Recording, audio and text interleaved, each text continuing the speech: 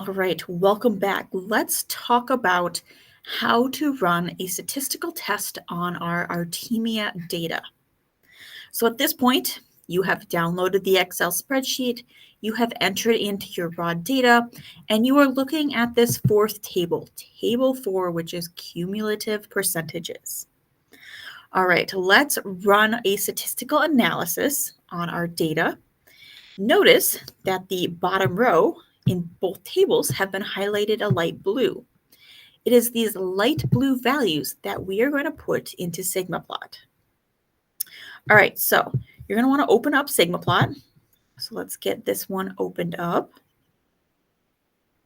And again, you won't have SigmaPlot on your own computer, but you can do this through Virtual Lab or through the labs in the computer. Remember, there are times open throughout the weekend where TAs will be available to help you out. All right, it's going to pop up, say create a new blank notebook, hit OK.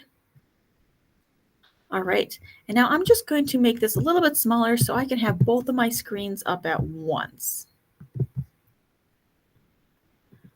All right, and I'm going to scroll over so I can see all of my values in this light blue.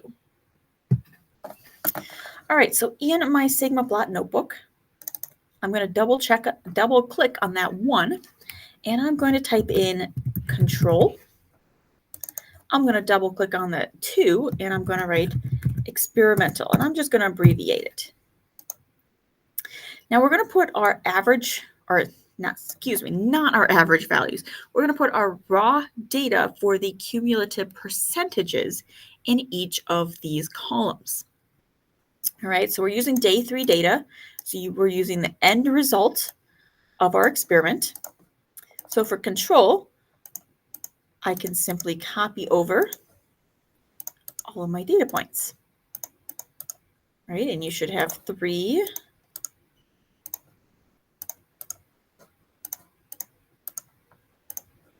All right, I'm going to do the same thing for my experimental.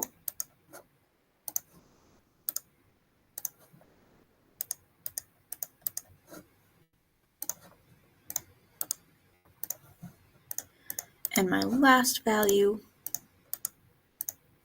Great.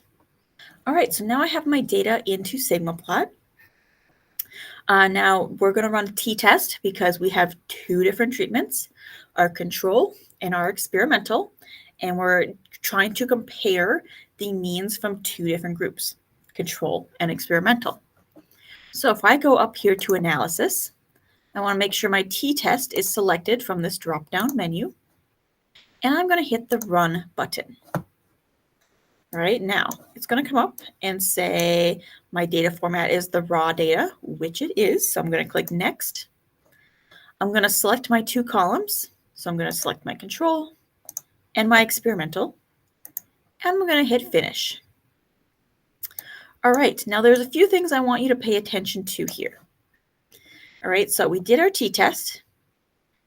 It ran a test called the normality test, and it passed. It ran this equal variance test, and it passed. All right, those will be important in a little bit. Now, if we look down here, we have our control and our experimental. If you did not label your columns up in that darker gray spot, it will not say control and experimental. That's why it's important to add in those labels so you know which is which. Our sample size is 3 for each. It's giving us our mean, our standard deviation, and our standard error. Right? Now we want to know, right, was this a significant difference between our 2 groups? All right, now notice there are 2 tests listed. There's a student's t-test and there's a Welch's t-test. And it's based on whether the equal variances was assumed or not. All right, so let's go back up to the top of this page. Equal variance test. If it passed, that means there's equal variance. We can assume there's equal variance. Right, so if it passed, we're going to use the student's t-test. If this did not pass, then you would use the Welch's t-test. Right, ours passed. We're going to use the student's t-test. I see my test statistic, my t-value is 3.883. And I see that my p-value is relatively small here, right?